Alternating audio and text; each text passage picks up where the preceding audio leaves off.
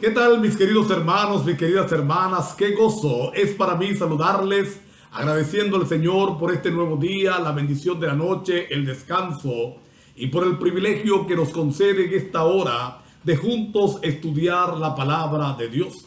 Alabo al Señor por el programa Reavivados por su palabra y, como siempre digo, es mi oración para que esa palabra se internalice en nuestros corazones, en nuestra mente, transforme nuestras vidas, transforme nuestra forma de pensar, nuestra forma de hablar, es decir, nos convierta realmente en nuevas criaturas y nos dé el gozo de servir permanentemente a nuestro Dios, de prepararnos para su segundo regreso, para crecer a la estatura de Cristo, como es la promesa bíblica para aquellos que decidan caminar con el Señor.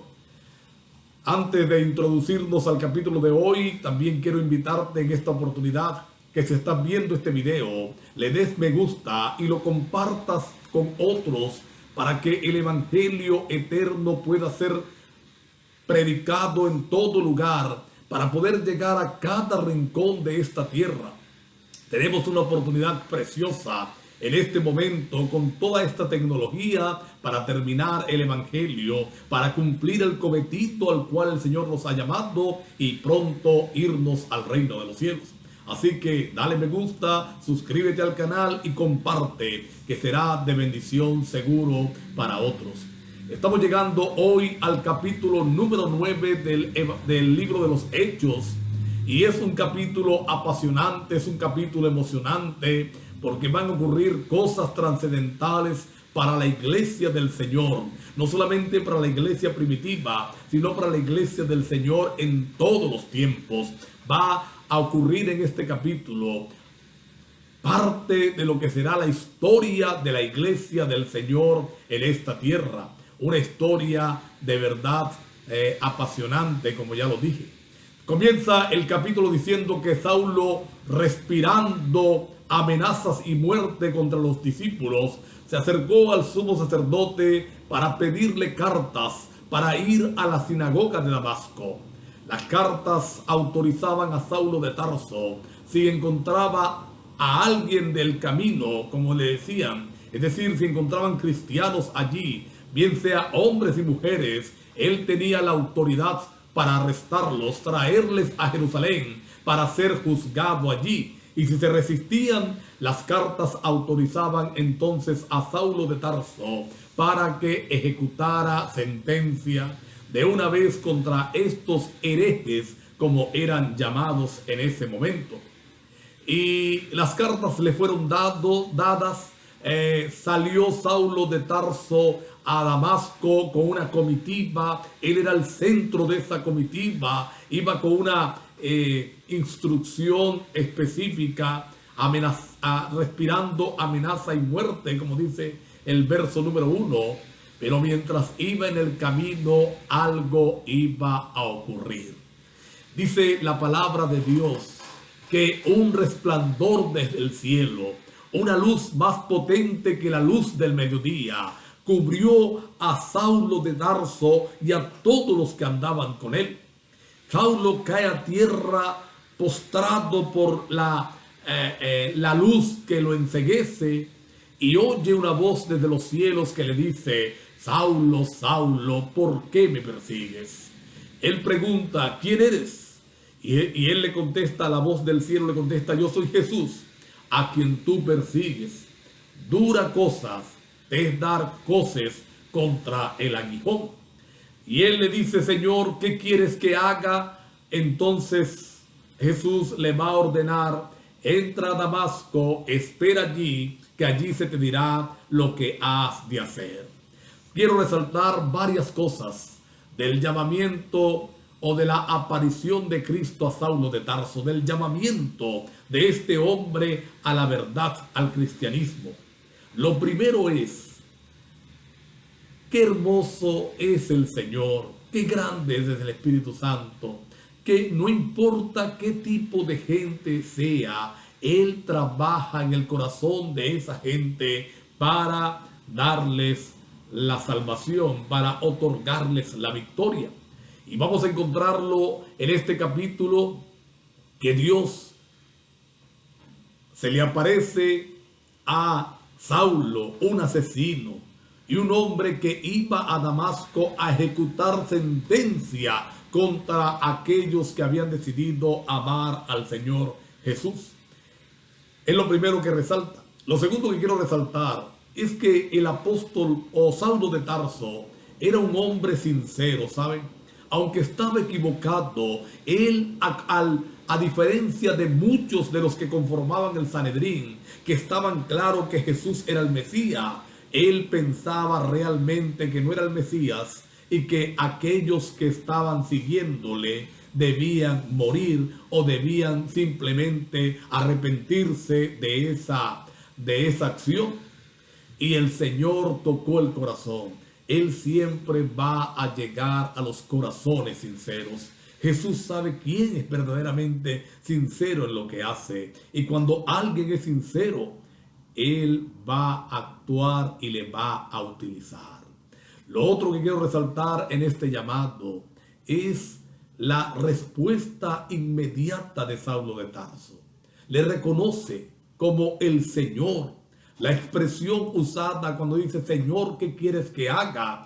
No es una expresión, no es un Señor cualquiera, no es el Señor que uno utiliza en español para referirse a cualquier persona. Señor, mire, no, era una expresión que denotaba que reconocía a Jesús como el Mesías, como el Hijo de Dios y como Dios mismo. ¿Qué quieres que haga? Lo cuarto que resalto.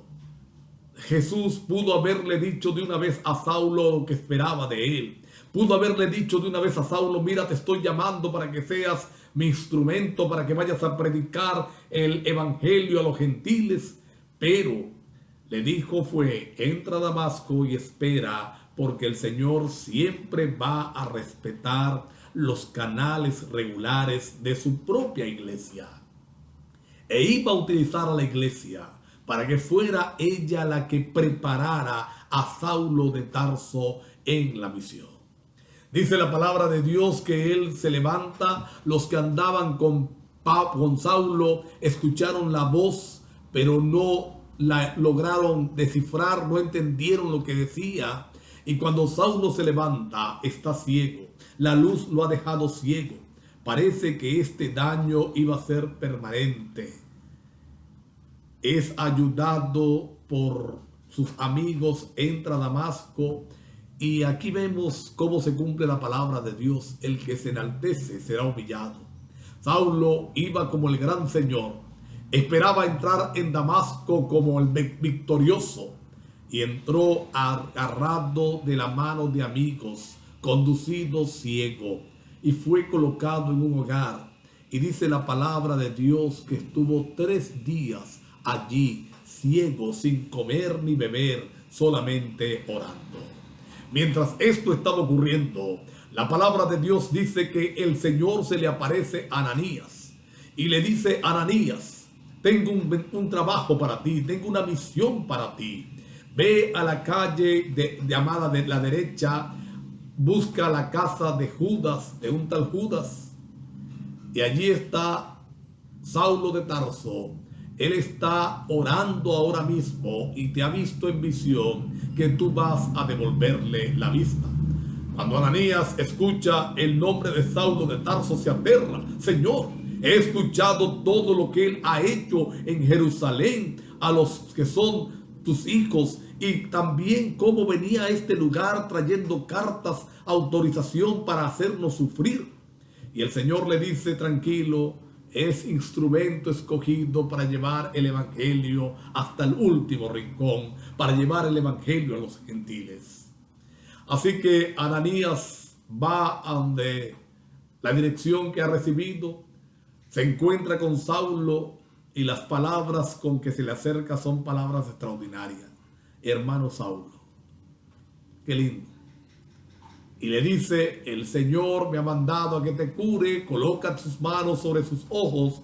Y dice que cayeron de sus ojos como escama y fue devuelta la vista. Y me encanta porque dice la palabra de Dios que apenas se levantó, Pablo empezó a predicar y entonces ahora confundía a todo el mundo. Los cristianos estaban aterrados, estaban preocupados. Será una trampa. Los judíos que estaban allí en Damasco, entonces también, bueno, este no era el que venía a acabar con esto y ahora también se ha unido. ¿Qué sucede? Hasta que dice la palabra de Dios que tomaron consejo para matarle. Esto llegó a oídos de los cristianos que bajaron una noche a Saulo de Tarso por el muro de la ciudad colgado de una canasta. Llega a Jerusalén y aquí la cosa es peor. Nadie lo quería. Él llegó predicando, pero nadie lo quería. Nadie lo esperaba. Y vamos a encontrar el accionar de un hombre justo, Bernabé. ¿Y saben cuántos Bernabé necesitamos en la iglesia hoy en día? Hombres, mujeres, que sean capaces de ir al marginado, al rechazado, traerle, levantarle la moral, levantarle el ánimo, mostrarle el verdadero valor. Bernabé trajo a Saulo de Tarso, lo presenta a la iglesia, le cuenta a la iglesia lo que ha sucedido con él, cómo Dios lo ha llamado, cómo Dios le ha transformado, cómo Dios lo ha escogido para ser un instrumento de predicación y salvación para otros. Y entonces es aceptado, y dice la Biblia que disputaba con los griegos acerca de la realidad de que Jesús era el Mesías, era el Hijo de Dios. Y también allí en Jerusalén es acordado por los judíos darle muerte. Y entonces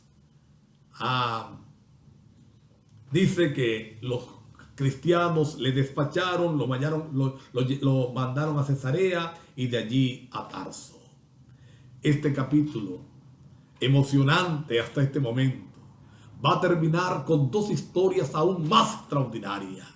Va a terminar con dos historias aún más hermosas, llenas de lo que Dios desea hacer con los seres humanos, cómo desea utilizarnos.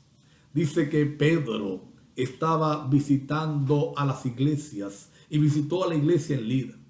Y allí encontró a un hombre, Eneas, que tenía 8 años enfermo, 8 años paralítico. Y en ese lugar Pedro ejecuta el milagro de levantarle. Hermano Eneas, el Señor Jesús te cura. Bendito sea Dios. No había duda en la voz de Pedro. No hay titubeo. No hay posibilidad de equivocación. El Señor Jesús te cura. E inmediatamente Eneas fue levantado. Y mientras eso estaba ocurriendo, en una localidad cercana llamada Jope, una mujer entregada al servicio de la iglesia, que tenía por sobrenombre o por nombre Dorcas, Tabita. Ella fue enferma, se enfermó y murió. Y cuando murió fue un golpe duro para la iglesia, porque era una mujer dedicada, entregada, una mujer dada a la obra misionera, al servicio de los necesitados. Y entonces alguien escuchó que Pedro estaba en Lida, lo mandan a buscar, él viene a Jope y allí realiza un milagro. Dice que cuando él entró, las mujeres tenían a la muerta, a Tabita, a Dorcas allí en la sala. Le mostraron los vestidos que ella le hacía a los pobres, a las viudas, cómo las atendía. Y dice la palabra de Dios entonces que Pedro clama a Dios y Dios le devuelve la vida a esta mujer, útil para la iglesia, que era necesaria para la iglesia. Alabado sea el nombre del Señor. Bendito sea Dios por este capítulo tan emocionante. Vamos a inclinar nuestro rostro para tener una palabra de oración.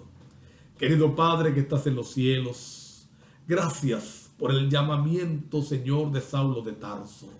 Gracias por el obrar de Pedro en Lida y en Jope. Gracias, Señor, porque tú quieres utilizarnos hoy a nosotros también. Ha sido nuestra falta de fe, nuestra falta de compromiso, nuestra liviandad la que ha impedido que seamos los instrumentos que tú quieres que seamos. Pero queremos esta mañana ser llenos del Espíritu Santo. Queremos ser llenos de tu poder para que por tu gracia podamos ser más que vencedores. Ayúdanos, Señor, en el nombre de Jesús. Amén. Dios les bendiga, mis queridos amigos, hermanos, hermanas. Feliz día para todos.